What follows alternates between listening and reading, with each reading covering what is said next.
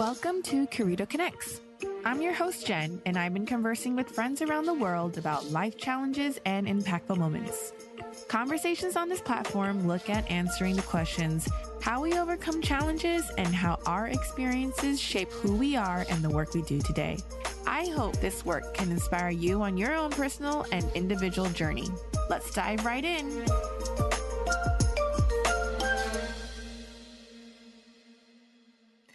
Hello, my guest today is Australian-based multi-disciplinary practitioner Darinka Maja.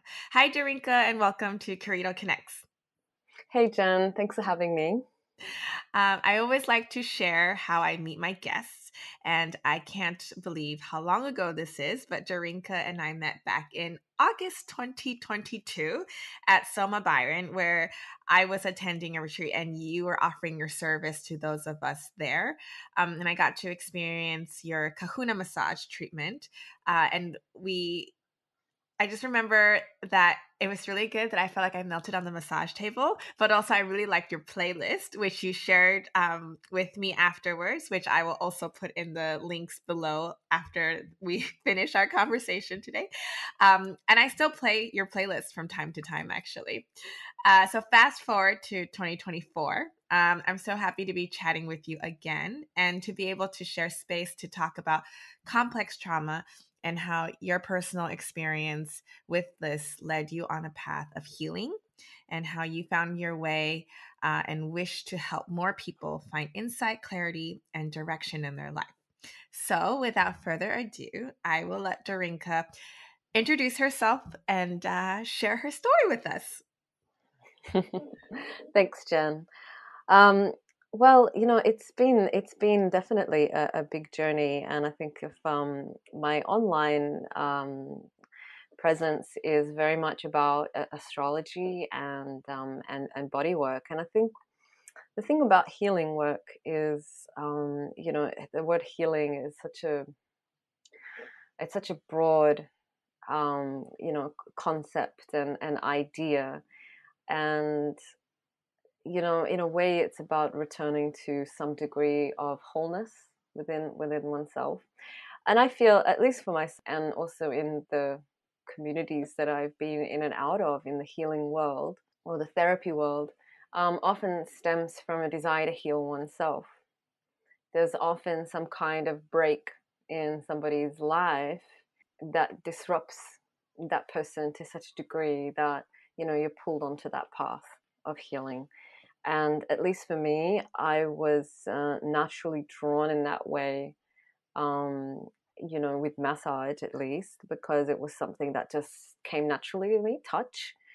And yeah, it kind of evolved and it grew from there. I always had a deep curiosity for life, for, why we're here, where did we come from, like how we got in the body, etc., etc. So like all of these things, I don't know if that makes sense, but it's kind of really pulled me in that direction and to understand myself and the experiences that I went through.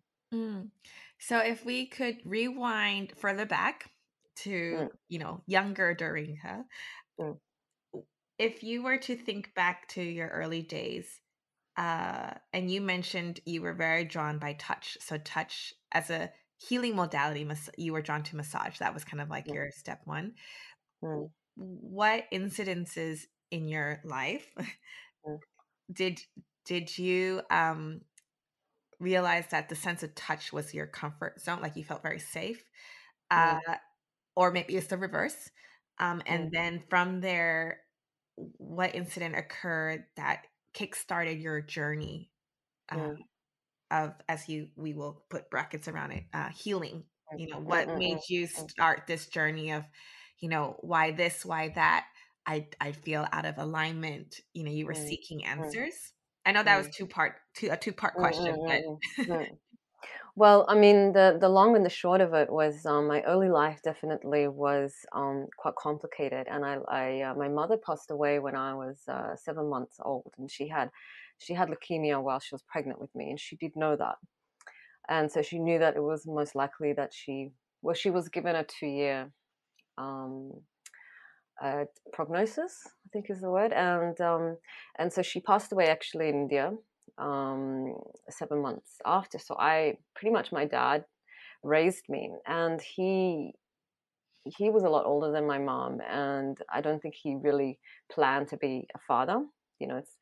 So with my father, he was a complicated character, and so there wasn't a lot of nurturing in a sense. There was in the early years. I think it was okay, but because of his inability to cope with loss and grief and his own emotions, violence, physical violence was his way of dealing with the complexities of being a parent and the complexities of me not having a mother and all of that kind of stuff. So, there's so much trauma in life in general. I feel like it is a part of life. It is a reality, whether you're in the jungle, whether you're in the city, whether it was 10,000 years ago, whether, there's always some kind of trauma happening. Um, and it really stems from our inability to know how to manage that trauma. As I got older, my personality has always been quite headstrong and defiant by nature. My father became even increasingly unable to deal with that. Um, and so, between, I lived with him for 13 years. So there was a lot of physical abuse and I guess isolation and things like that. So there wasn't a lot of love and tenderness growing up. And then in adolescence, it was complicated as well. I left home, there was court cases, and then there was a brief reconnection with my father, and then he passed away as well. And then I was living in a house for young people, and it was an immense freedom when he died, but it was also very complicated. Um, and anyway, then fast forward till about 18 or 19, I had, met people that had suggested different things. And I ended up meeting some people that were part of like yoga world and, dance and like things like that and massage. And I met this lady that was doing hot stones massage, but in a more sort of shamanic, earthy kind of grounded way. And I had a session with her actually.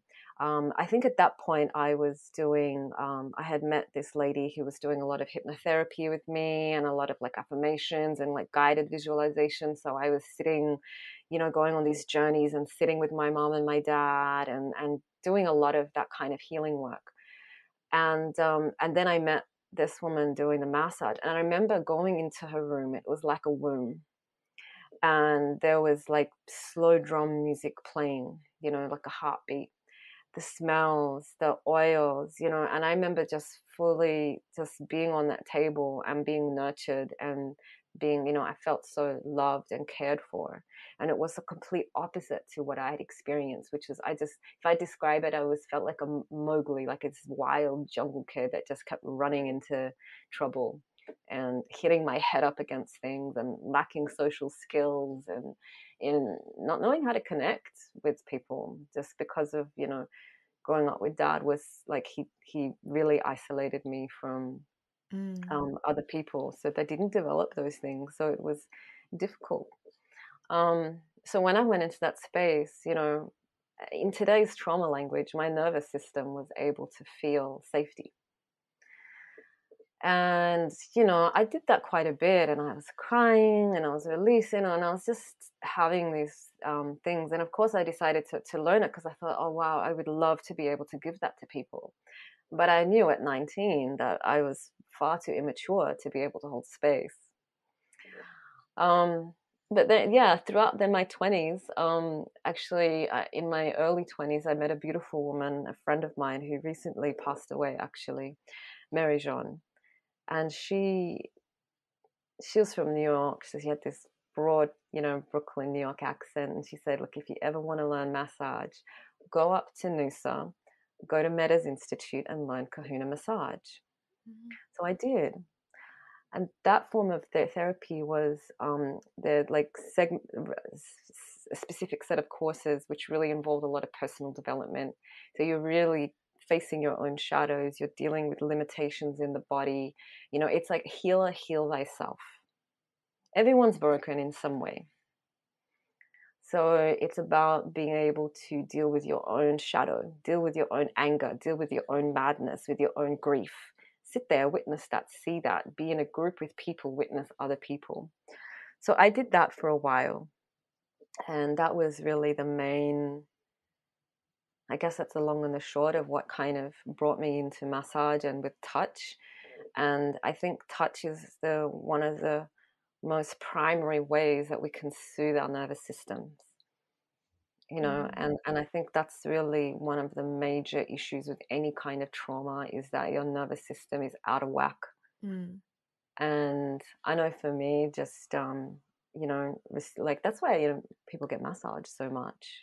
It's about touch, and it's about that, you know, that soothing and that calming impact that we have when our nervous systems are able to regulate. And sometimes we need other people around us to bring us into, you know, into that state. Mm. If you don't mind sharing with us, because I was listening to the process, and you had mentioned the time you spent in Nusa when you were learning Kahuna, Mm, the grief and the anger, like all the emotions that you said, like usually healers heal themselves. The the emotional side that you were experiencing, mm, could you illustrate for us in a nutshell mm, what some of the things arise for you, and how did you come, from the other angle to be like, I forgive, I understand, mm, mm, mm, etc., etc. mm. Yeah, that's a good question. I think what I was like 23, 24 when I started to do that. I think what I was so terrified of being in a group and just talking and sharing my experience. I was always waiting to be the last person to share. But you see, when you're sitting around in a circle with other people and you're listening to other people, it was the first time in my life that I realized that anything that anybody shared was an experience I related to.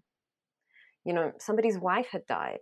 Somebody just broke up from a relationship. Somebody was dealing with the uncertainty of moving into a new location. Somebody was a parent having trouble with their children. Another person is in a corporate world and feeling like this isn't fulfilling me and I don't know what to do because it's also financially giving me freedom. You know, but all of the emotions that were coming up were very familiar to me. I was very familiar with my own suffering, but not having a place where that could be seen and heard and shared is what made it, the shame of that. You Hmm. think if you're like having emotional breakdowns and crying 3 times a week, oh my God, I've got like a mental problem. No, actually, the inability to express yourself is more of an issue. So I think because of the safety that was created by the group and there's the safety to share, and gradually I felt less shame because everyone, it's okay if you want to ugly cry. It's okay if you need to get angry. Um, I think it's more because I experienced those emotions in isolation, and in the isolation of those feelings made them feel so much more intense, and that can get scary, Hmm. which is what I see now. Like I fast forward like 10, 12 years later, you know, um, we just don't have an outlet. And I think that's the key. It doesn't matter what happened in the past. It's the healing process in I think it lies in the doorway of acceptance Hmm. and just allowing whatever is to be there and Hmm. not fighting that. And that took me a while to sort of understand and yeah, and to feel safe within my own body because people's emotions can be extremely overwhelming and can destabilize the nervous system if it's not processed in the right way. Hmm. Yeah, does that make sense? Yes, yes. Yeah. And Mm, could you share with us a little bit more about what Kahuna massage is compared to, I guess for those who have never heard of it, because I think usually when you go to a massage parlor anywhere in the world, and you look at the menu, it's usually maybe like reflexology and like mm, Swedish massage or mm, acupressure. Uh, mm, but you don't really see kahuna as mm, a way of yeah, getting a massage. yeah, yeah. Kahuna and lomi lomi. They're two words that often go together. So kahuna is it's a Hawaiian form of body work that involves a lot of long flowing strokes. It's a full body oil massage, and and it comes from the words ka and huna. It's meaning like keeper of the secret. So huna is a philosophy of Hawaii, and it's a very how do you say it? Holistic, I suppose, way of understanding the relationship between the body and the soul and the mind and the environment. And so it involves using the hands, the forearms, and elbows in long flowing, continually rhythmical strokes. And that rhythm and that movement up and down the body, start from the feet and you go all the way up to the back and you go back down again. And then you go up the leg, you can go under the belly, you can come back out again, you go flow up the back and you go down the arm. It's this constant flow. So a lot of people describe it as being massaged by a wave because of that movement and the different directions that the body is kind of moved in. It shifts the consciousness, and then the other main component is the breath. So the person receiving is keeping a steady flow with the breath, so it can bring up all kinds of emotions, because the body is a storehouse of memory. And yeah, for me, it's like moving from movement to stillness, movement to stillness. It's very much like a dance, and I love that. I love the flow of it. I love to give, and it's such beautiful to give and to receive. And you heal as well as you're giving, because it's from the heart, Mhm. and that's the main thing. It's a heart based um massage, and yeah, so that's what I feel, why I feel that it's so healing. Mm. So yeah. I think we need more of those. Mm. We Yes. need more kahuna massages offered in different places. Um, I wanted to go back and chat more about uh, your trauma. So you got up to the part where you said your upbringing and then your dad passing, and then you Mm, going to the different like adolescent housings, and then mm, meeting the different healers that then brought mm, you to mm, become a practitioner yourself. But throughout mm, this whole period, what do you think? mm, I'm doing a little bit of reflection here, right? So, what do you think were some of your repetitiveness, um, anger, or different emotion? So, I'm just throwing this out there, so you can correct mm, me if I'm wrong. But maybe it would be stuff like, uh, this really sucks. How come I'm an orphan, but wasn't really an orphan. And I mm, wasn't really loved. I didn't have a mother figure.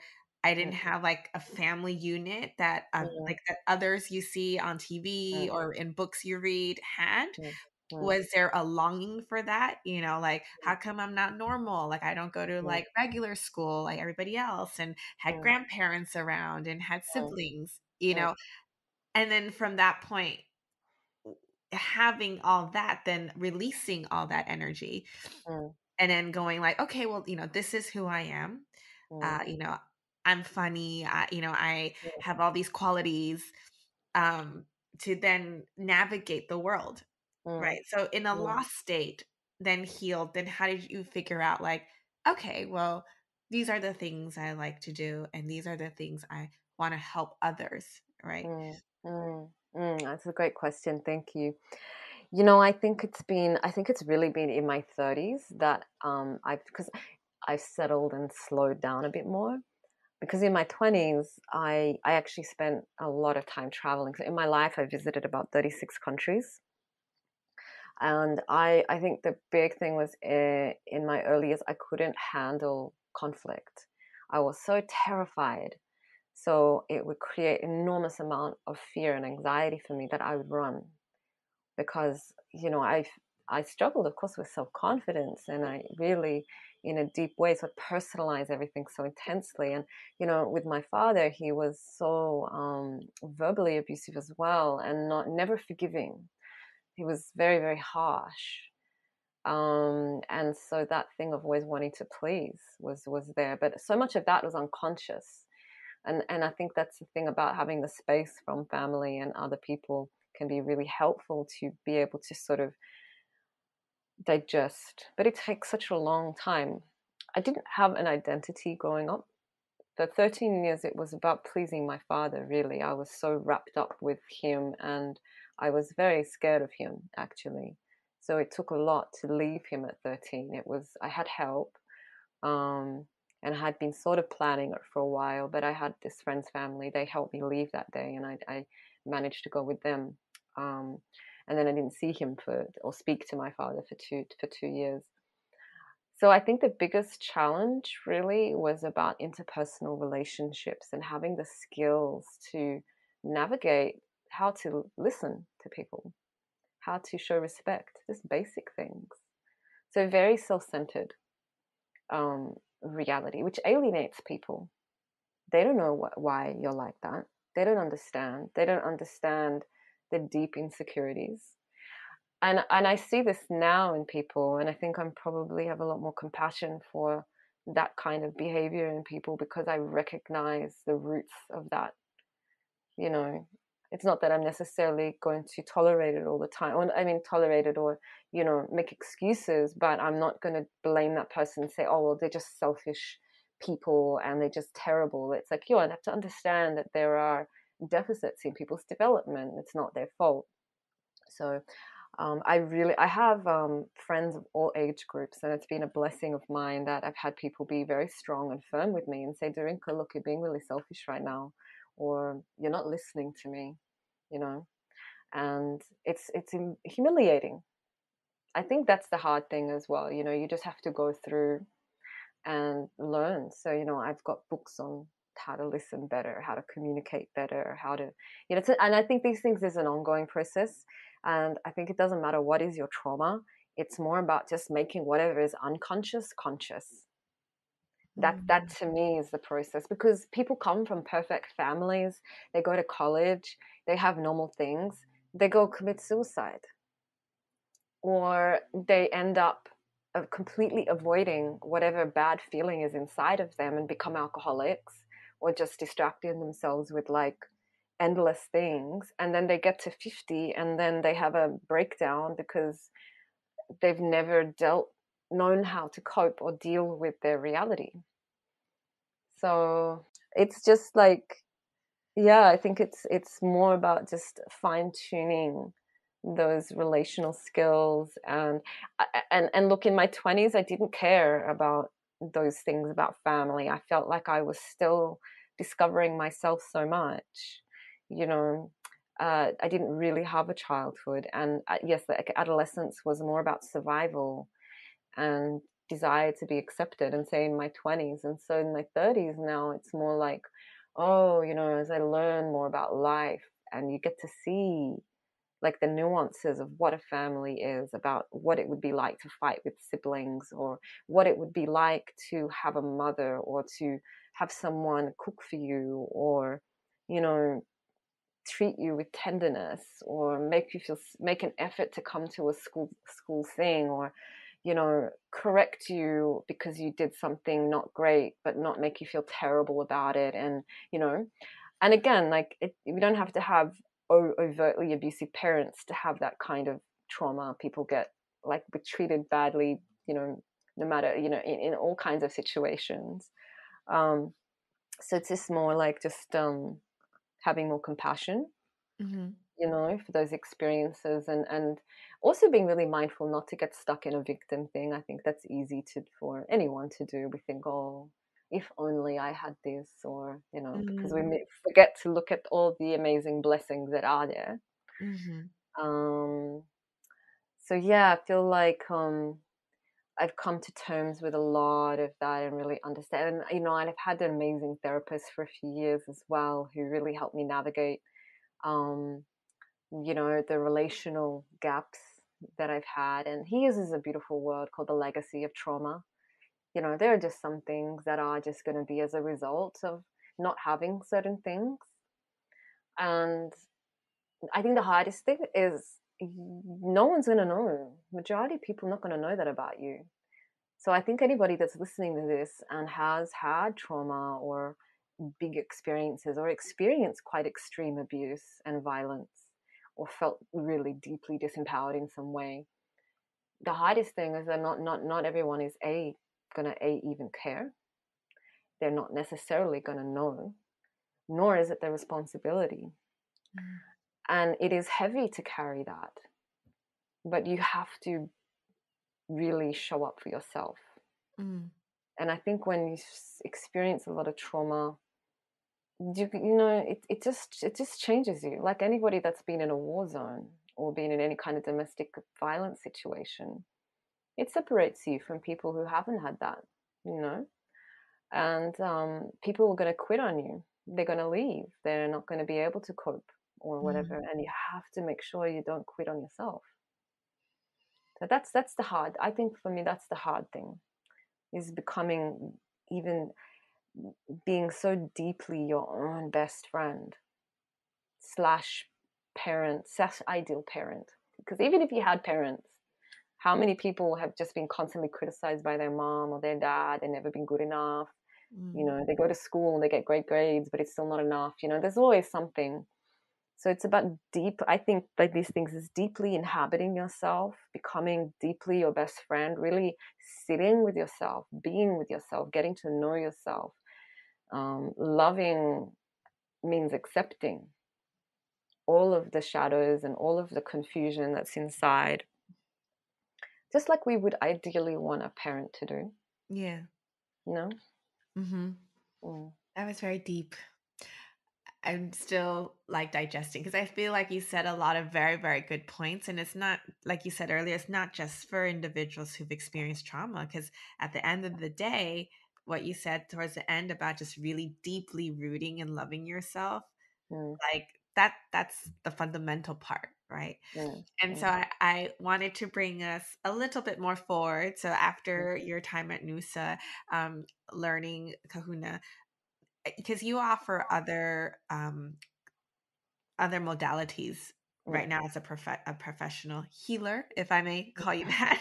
mm. And I was curious because for myself in my own journey, I always was drawn to different practitioners and always very, very curious to try. Mm, Um, so I was wondering how you stumbled upon, Vedic astrology and Jyosti, like all these different lineages, mm, so to speak, and yeah, how did you how did you come across it? How did you choose which one you felt more called to then mm, further study it more? mm, Um, because it helped you and because I guess it made more sense to you, like you felt like, mm, okay, this theory or this mm, format makes more sense, and it feels very natural to me, just like how Kahuna massage felt very natural to you to then mm, offer it for mm, others. mm. That's a very big question. It's look, my connection with India started when I was 5. Well, it started before that because my mom loved South India and Sri Lanka, and so my parents in the 70s spent a lot of time there. Oh, And is that where actually, they they met? They met there. Is no, they met in South Australia actually on a uni Okay. thing. But they were actually together for 18 years before I was born, which is Oh, wild. So they had all that time in the 70s. They met in the literally they met in the summer of 69. And I've got all their photos, and so I'm just seeing their amazing adventures. And I kind of call them like academic hippies, and that I'm like their love child because they had all these adventures and did all these things. And mom was in her 30s, later 30s when she had me. But she was connected to this guru in India, and she went there as a last ditch attempt to see if there could be any miracle healing in December, January of 88. But the cancer was too far progressed, and so she ended up dying at the hospital there in Bangalore. And then when I was 5, my dad took me there to India. And I think the strongest memory I have was meeting the guru, Satya Sai Baba. He had some kind of controversy around him, but I just remember his big hair and his orange robe, and he like touched me. Like I ran out to go and like give him something. I wasn't supposed to do this thing, so I was there at his ashram, and then I spent 3 summers in Sri Lanka with my dad, visiting all these ancient sites, because my dad actually had done archaeology, done a PhD in philosophy archaeology. So both my parents were really interested in history and things like that. So I was in all these ancient sites, which fast forward now to with what I do with Vedic astrology, there's actual strong astrological significance with those ancient sites. So I didn't pay attention to that when I was a kid. I was just like happy hanging out in the ruins, and like that was always fascinating for me. But India and the culture, being in Asia like that, felt just so natural. So as an adult, it was the first place I naturally decided to go, was to India. But I wasn't that sort of spiritually minded. I was kind of more scientific in anything, because I was like, well, is there a God? Isn't a God? Like, what is that? What is feeling? What is emotion? Like, what I know, there's more to life, but what is that? It's not just material. But modern science just doesn't satisfy me, like I just always had that. And then I started doing yoga, and I realized, and I was really into astrology anyway, because it just made sense, like 12th house moon, and your mum might die when you're young. It's just like a lot of validation. And then I was like doing yoga, and I had all my connection with India, and I was like learning bits and pieces of Ayurveda. And then I learned that there was Jyotish, there was Vedic astrology, and I was like, what? And that everything is different. And that blew my mind, because suddenly I wasn't a Taurus, I was an Aries. And so fast forward that, then I was like devouring everything I could find. Because you see, anybody that's done any astrology will find an immense sense of validation and psychological self-understanding, which has to be done with caution, because it can't bypass actually going to therapy. But it is an original form of psychological psychic healing, because you're staring back into yourself. And I never had anyone to understand me, so I wanted to understand myself. So that was kind of the main driving factor. But then I decided I needed a proper teacher and to properly learn. So I found my teacher, Camilla Sutton, by Googling around, and I had a couple of sessions with her, and I really liked her energy. And so I've done her 3-year foundation program, and then several like advanced courses. And then I've lectured a few times in her conferences, like in India, and then online, and in San Francisco as well. And just slowly gathered the confidence to do the stuff that I do now on social media. But it's been a real long process. Like I started that in 2015. I started learning with her. So I find that astrology is just it's profoundly, there's too much for this podcast to really explain how deeply it's shifted my view of what I've experienced. And I think anybody that's gone through some crisis, like that's usually when people start to question. That's the point, until there's a health crisis or death, or some trauma to the body in some way, or to the mind and the heart. When you really get affected, people don't really start to question things. So they have to get really shaken up. So I think Vedic astrology has just really shifted my understanding of my place in the universe, and understanding the laws of nature and the laws of life. And that feeds my more cerebral, nerdy part of me. The Kahuna body work is very much a body-based practice, and teaches me more to be in the body, because that's where the healing happens as well. And that's why yoga is so powerful, yoga therapy and asana and breath work. It has to move, whatever it is has to move out through the body. But astrology gives you the deep self-understanding. So yeah, I love that story about your parents. That's really cool. I kind of like, in a parallel universe, it would be so great to sit with them in their Yeah.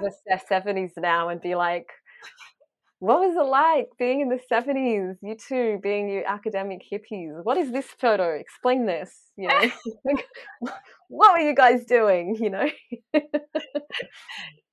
So from like so they knew each other for that long, and then you showed up later on in their lives. Mm, But your extended family from both side, were they ever in the picture for you? Like, did you ever, know you had, cousins or? mm. Yeah, well, look, my father's family, he disowned them, unfortunately.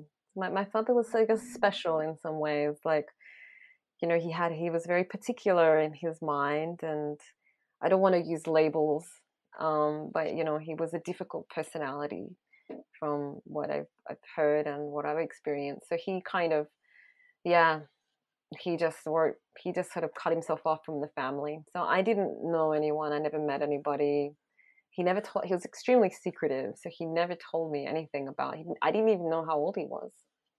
He wouldn't even tell me that kind. He was, yeah, he had his quirks. And then with my mom's family, he basically pushed them away too. Like after I was till I was about 5, and then visits with my grandmother were very regulated. My grandfather died in '92, and that impacted my dad because I think he enjoyed that at least, but he didn't think he got on well with my grandma. So he kind of brought me over for show, I think, just a couple of times a year. But sort of, yeah, it didn't keep any touch or any contact with my other cousins, and sort of prevented me from having any. So yeah, it was sad. I think now I look back and I can see what happened, and I see, you know, why and all of that. But there was just that and I think back then in the '90s people didn't really know what to do, you know. So it's just like, and that's a very Anglo-Saxon British type of Australian thing where it's like, oh, don't want to disturb any peace, not going to ask any questions, not going to get involved, you know.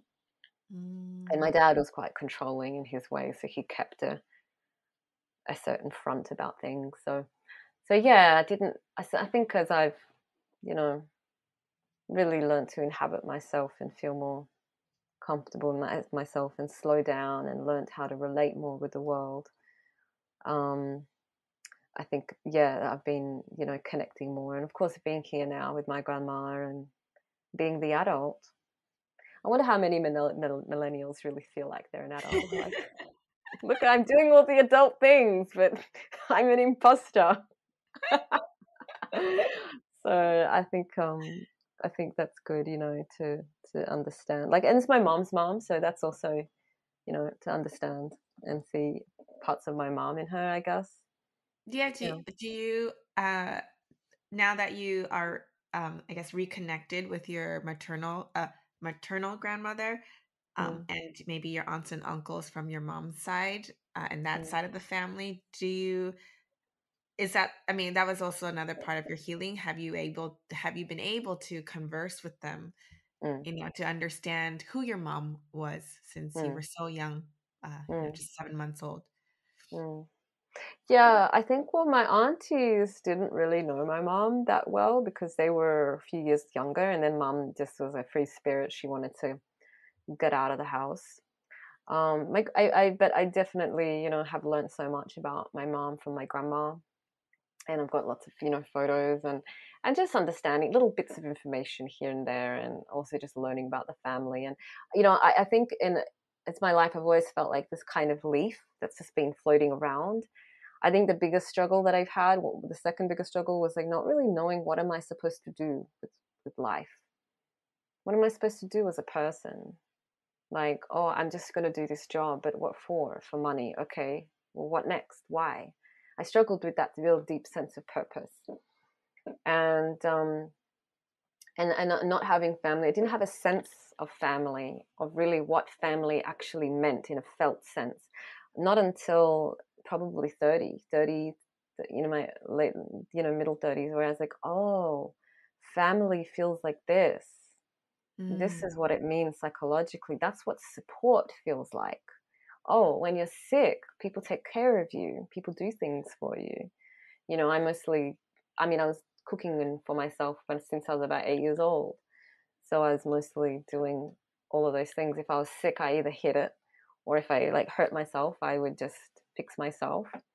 Um, so yeah, that kind of stuff, like the softness of like, oh, you don't have to do everything by yourself. That's what people, that's the thing. Like it just takes time to understand what that is, and um, so yeah, connecting with my family has been nice. The family by nature is quite, independent. No one's that particularly close. Um, but now it's like, oh, this is my family. So whatever drama is going on, I'm like, oh, I'm connected to this in some way. It's like, usually I'm in someone else's family listening to some other drama, some other problem, but it's not really related to Mm. me in a sense. I don't know. This doesn't make sense. Like, Yeah, yeah, yeah. So I've been kind of like adopted in other people. I visit here and yeah. they're like, "Oh, come in here and let's," and in my travels, that's happened a lot. Like, just traveling by nature, you just meet people and, you get embraced through hospitality and stuff, and that's beautiful. So, Do you feel that where you are today, where we're in 2024, mm, that you are still in search of the purpose? You were mm, mentioning like the second part of this journey for you. It's like, well, what am I here to do? mm, I mm, have spent the last decade or two studying all these different healing methods, and I offer them to my clients, and mm, I healed myself as well. mm. Is this what I want to continue doing? Yeah. Or is there newfound belonging, like you mentioned earlier, where you're like, wow, okay, living with my grandma right now, Mm, and kind of, learning. I mean, she's part of your bloodline, right? So, like, learning mm, that side of yeah. things, Yeah. giving you a different perspective, like, oh, okay, well, maybe there's another area of curiosity that Mm, you are looking to find answers for. mm, mm, mm. I think at 36, I feel pretty good in myself. I feel like I feel like there's been a sense of arrival, and I feel a lot more confident and comfortable with who I am and what I've experienced and the choices that I've made. Not all have been great. Um, so I feel like, whatever the path is that somebody's been on, because, sometimes somebody has the normal path and they get to 40 and they're like, I don't know what I'm doing with my life. It's not limited to, having a negative childhood experience or such. But I feel like, the search for purpose sometimes can be a bit blinding. And I think it's actually, I was thinking about it the other day. I said that the meaning of life is to find your gift, and the purpose of life is to give it away. Mm, And I really like that. I think I never had goals of like, oh, I want to have heaps of money. I want a big fancy car. I want a rich. My goals were more simple. I was like, I want to feel okay in myself. So I had high anxiety, social anxiety. It was the connection with other people that felt made me feel successful or unsuccessful. mm, I can connect in a harmonious way with people. Then I felt successful. So mm, my work has been more of an inner level of like wanting to get myself to a place where, I can go anywhere and feel good. mm, That I don't need to have alcohol to not feel shy. That I can mhm, still feel shy and be like, oh, cool. Oh, look, shyness is there. Hello, shyness. Oh, you need a hug or whatever, and just acknowledge those things. So I think, and there's the process of getting older. You just become more comfortable with your own stuff. And I think anyone that does any kind of therapy, we're still human beings. We've got our own stuff. We'll still get, you know, jealous or anxious or insecure or shy or angry. It's perfectly human. I think the difference is that I know why I'm feeling like that. I know where it's coming from. mm, And I practice not projecting that as much as I can. And that's mm, dance. We meet people along the way, and ideally you want to meet people that also are willing to be open with themselves and have the conversation instead of the the projection. I read Oh, something yeah. really beautiful about war, and it says the people of the world forgot that the world is a reflection, and so they start attacking the mirror. Mhm. You know, being like I think the word healing really should be just about just gaining awareness. Mm.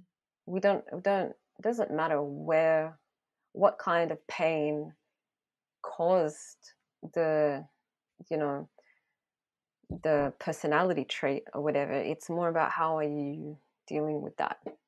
And so I feel like with my work, um, I do it just because it does come naturally to me. I love to share what I learn. With astrology has helped me so much manage emotions in life, and give me awareness of the karma that is unfolding. Um, and so I love to share that, you know, and Mm. then I get good feedback, so I keep sharing. Um, and again, with massage, it just feeds itself like a good feedback, and so it's like okay, again, it comes naturally. At the end of the day, I think it's just about Coming reminding home. everyone, yeah, coming Coming home. home. We spend so much time. I think the world is so externally focused, getting possessions, getting money, going on holidays, more and more and more and more. And there's nothing wrong with having things, but, I think when we're really more contented in ourselves, and we've touched our pain and we've made friends with our pain or our whatever it is, you don't have the desire to consume so much or to Mm. destroy things so much. Mhm. That's what I've realized, I think. Yeah. Ah, that's really good. Yeah. So many on point messaging in in the last 40 minutes of our conversation. Mm, So I before we like slowly wrap up here, firstly, of course, thank you for sharing your journey and the different practices you have, and mm, what you offer. I usually end by asking my guests 3 questions. So mhm, I'll throw them at you first, and then if you forget, you can ask me again. The first one would be, what would you tell your younger self? mm. What you know now, or if not that, it could be like, what 2 cent would you give listeners who are listening to this episode as a 2 cent message? Okay.